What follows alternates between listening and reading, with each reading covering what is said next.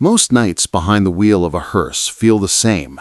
Dark highway, steady hum of the tires, the faint rattle of the partition glass when you hit a bump.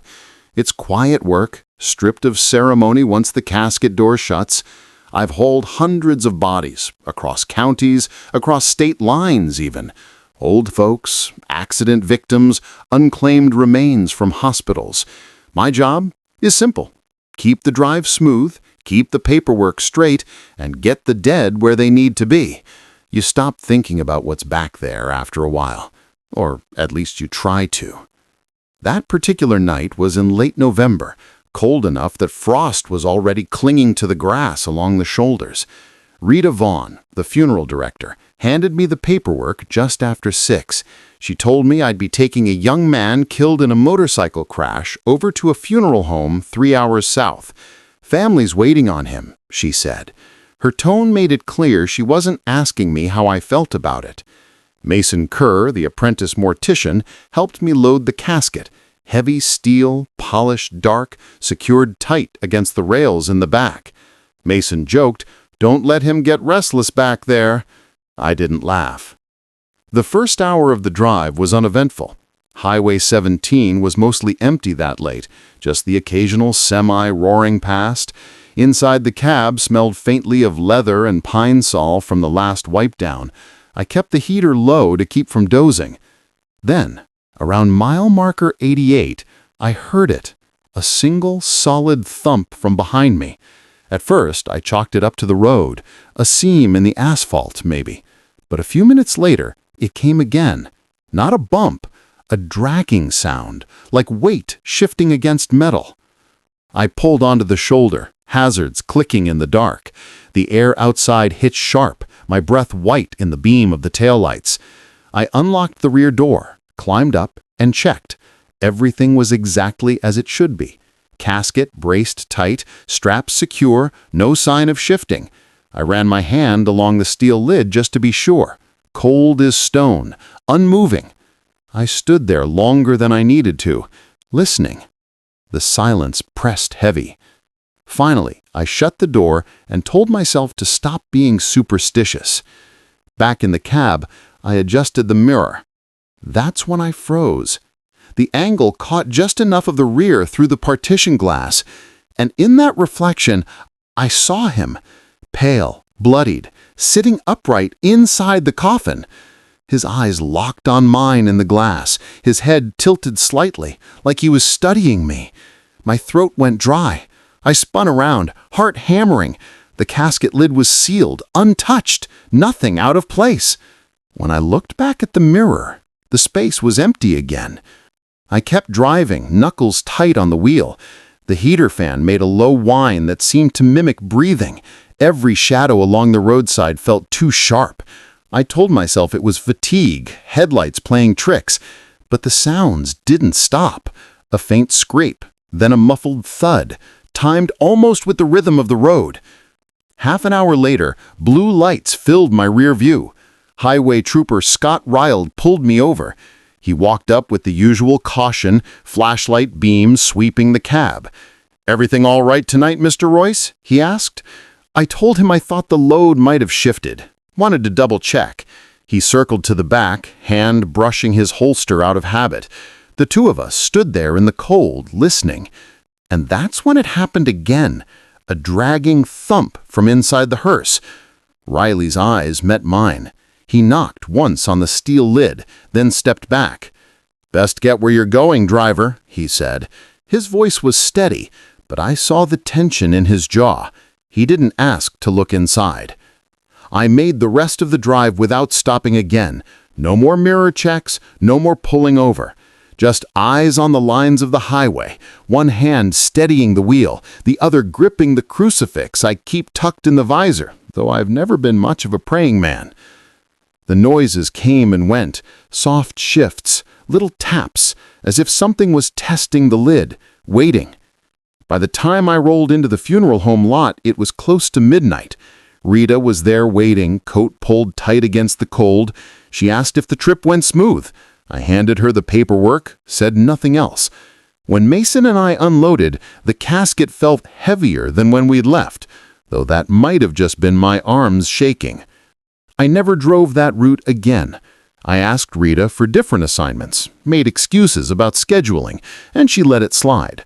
But other drivers still talk about Highway 17, that stretch past mile marker 88.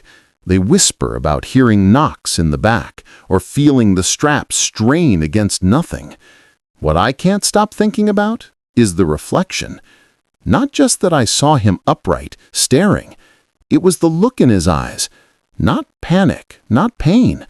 Almost expectant, like he was waiting for me to acknowledge him. And I still wonder, every time I slide behind the wheel, if I'd had the courage to lift that lid, would I have found him sitting there or nothing at all? Hello, YouTube family. Thanks for watching. Big love to our subscribers. You keep this channel alive. Only about 20% of viewers are subscribed, so if you enjoy the chills, hit that subscribe button. It's quick, it helps a ton, and it means more stories coming your way. See you in the next one, if you dare. I don't take Ridge Road anymore. They can fire me, blacklist me, call me unreliable. I don't care. Better that than ending up like Briggs, drinking himself to death with a secret no one believes. I've kept it in long enough, but it's pressing on me now. And if I don't write it down, it'll rot me from the inside. People think the hardest part of this job is the bodies. It isn't. It's the road. The first wrong note that night was in the garage. Trevor Lane, the mechanic, checked my hearse before I left. Snow chains tight, fluids topped, headlights aligned. He leaned on the driver's side door and said, "You know where they're sending you, don't you?" I told him Ridge Road like it was just another route, but he shook his head. That road eats cars and drivers. Don't stop for anything, not even a person. He tried to laugh it off, but his hands stayed in his pockets, shoulders hunched like he was carrying something he wouldn't say out loud. By 9:40 p.m., I was rolling out of town, casket loaded in the back, straps ratcheted down so tight the wood should never shift. The air smelled of salt and exhaust as I left the last gas station behind. Beyond that, it was just the mountain and me. Snow was falling in thin sheets, dusting the windshield, melting into a steady trickle from the wipers. The heater blew lukewarm, but the air in the cab felt colder than it should. It happened at the second curve past the ridge marker. My headlights cut through the snow and caught a figure. Barefoot, walking along the shoulder, pale skin, hair plastered dark against the skull. I braked hard enough to feel the casket thump against its traps. When I looked again, the road was empty. No footprints in the snow. Nothing. My pulse was hammering, but I told myself I'd imagined it, a trick of light. Then the first wet print bloomed across my windshield, like a barefoot had stepped on the glass from outside, toes and all. The defroster hissed, but the print didn't fade. I wiped it with my sleeve. Still there. The casket rattled next. Not a settling of straps or a bump in the road. This was violent, like someone inside was pounding, demanding to get out. I pulled over at 10:12 p.m., hazard lights flashing against the drifts. Snow muffled everything, dead quiet, except for the sound of wood shaking behind me. My rule, the one I broke, is simple. Never check the back alone on Ridge Road. Every driver knows it, even if no one says why. But I couldn't stand the thought of that coffin breaking loose, so I climbed out. The cold hit me like a slap, air sharp with pine and ice. I opened the back door, bracing for the worst. The casket was still. Not a tremor.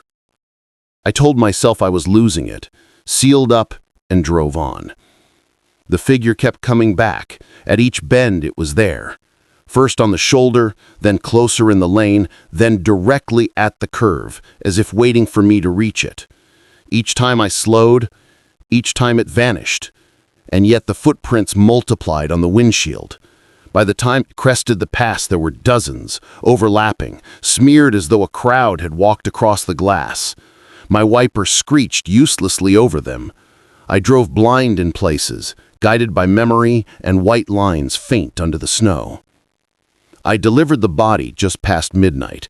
Funeral home lot, sodium lights buzzing overhead, snowflakes falling orange in their glow. My hand shook as I unlatched the back. The air hit me, thick with cold and something metallic. The straps were intact, the casket perfectly still. But leading away from the bumper were footprints, bare and wet, pressing into fresh snow. They trailed across the lot and vanished into the dark. I filed the report like I was supposed to. Officer Melinda Cross took it down, her expression tight with polite disbelief. She told me I was overtired, warned me about highway hypnosis, suggested I take some nights off. I didn't bother arguing. Trevor just looked at me when I rolled back into the garage, like he already knew what I'd seen.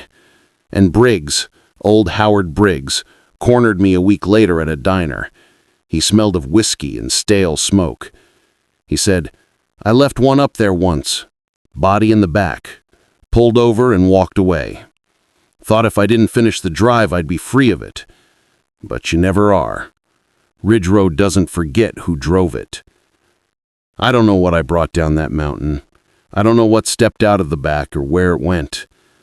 I just know those footprints weren't mine, and they didn't belong to anyone breathing. So here's the only thing I can offer you. If you ever find yourself on Ridge Road, don't stop no matter what you see. And if you look up and the windshield is covered in prints, keep driving.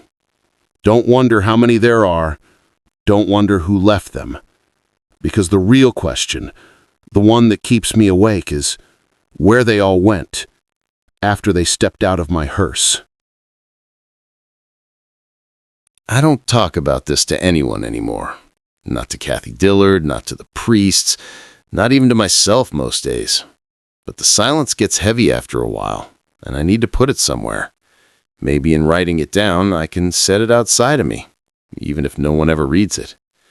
My name is Jonas Reed. I've been a hearse driver for almost 30 years. I've hauled hundreds of bodies, maybe thousands. Distance never matters to me. 40 minutes across town, 3 hours into the countryside. I've always been steady, calm, reliable. You can trust me to get the dead where they need to be. That's what I've told myself. But since last winter, I don't know if I trust myself at all. It was a Tuesday night in January, near midnight. Kathy Dillard, the funeral home manager, had asked me to make a late run to a rural cemetery outside Brookhaven. Just a simple delivery, Jonas. Family wants him in the ground by morning. Straightforward. Kathy was like that. Matter of fact, brisk with her words. I didn't mind. Work is work. The roads were icy, but clear enough. The hearse warmed up, headlights cutting 2 pale tunnels through the dark. In the back, a simple casket, pine with brass handles, no frills. I checked the straps twice, my habit, and set out. The first odd sound came about 20 minutes in. At first I thought it was the radio, a low hum of static, barely there. I reached to adjust the dial, but the radio was already off. I keep it that way, prefer the road in silence. Still, behind me, from the rear compartment, I heard it again. Not static this time, a whisper. So faint, I thought it was just my own breath bouncing back at me from the glass partition. Jonas. That was the first time my name was spoken. My hands tightened on the wheel, the tires hissed against frozen asphalt. I didn't answer. I didn't look back. The dead don't talk, I told myself. It's air moving through seams. It's the creak of wood against metal. I focused on the center line, yellow paint blurred by frost. But the whisper returned, clearer, words forming as if pressed through clenched teeth. "Stop the car. Please, stop." My chest locked up. I've heard grieving families, I've heard priests, I've heard every kind of plea, but never from the cargo itself. I drove on, jaw tight, each mile marker crawling past like it didn't want to. Then the voice grew more frantic, overlapping itself, stammering. "They buried me alive. I can't breathe. Jonas, you have to stop." I don't know why I listened. Maybe because my name was said. Maybe because I thought if I didn't, the sound would crawl forward into the cab and wrap around me until I broke. I pulled onto the shoulder, hazard lights ticking like a metronome. My breath fogged the windshield. Slowly, I got out, boots crunching on gravel crusted with ice. The night was still. No wind, no cars, just me and the black road stretching empty in both directions. I unlocked the rear, lowered the ramp, unbuckled the straps. The casket was cold under my gloves. With hands that didn't feel steady, I pried it open. Inside, the man lay perfectly still. Formal clothes, pale skin, no sign of struggle. But his mouth was parted, wide enough to shape a word. The expression wasn't slack like it should have been. It looked caught, mid-plea, the muscles frozen in desperation. I stared so long I forgot to breathe. No movement, no breath, but my ears swore they still heard a muffled voice beneath the silence, vibrating in the space between my ribs. I shut the lid, secured the straps, closed the hatch, and drove the rest of the way with my teeth clenched so hard my jaw ached. At the cemetery, Evan Porter, the groundskeeper, met me with a flashlight in my eyes. He signed the papers, helped unload. When we set the casket on the lowering device, he leaned close and whispered, "Did you see his face? Looks like he's trying to say something." I didn't answer. I couldn't. Father Samuel Quinn performed the burial. His voice carried steady through the cold air, prayers about rest and peace. But when the service ended, he lingered, hand heavy on my shoulder. Not all souls accept their fate quietly, Jonas. His eyes stayed on mine too long, as if he knew something I didn't want to admit. Later, back at the mortuary, Leah Morse, the embalming assistant, told me the man had been difficult. She said he showed signs of resisting, like his muscles wouldn't relax, like he was still fighting even after his heart stopped. I felt sick hearing that. I didn't ask more. I didn't want to. Since that night, every time I drive alone, I hear them. Not always the same voice, not always the same words, but always from behind me. Sometimes it's frantic begging. Sometimes it's quiet and resigned. "Not yet," they say. Always those two words, muffled through wood and steel. Close enough that I feel the breath on my neck, though I know there's none left to give. I keep driving. I keep delivering. I keep pretending. But I know one night, the whisper will not stop at not yet. It will ask for more. It will ask me to do something I can't. And I don't know if I'll have the strength to refuse. Sometimes when I park the hearse in the garage and kill the engine, I swear I hear the faint knock of wood on the back. 1, 2, 3. As though they want me to open it again.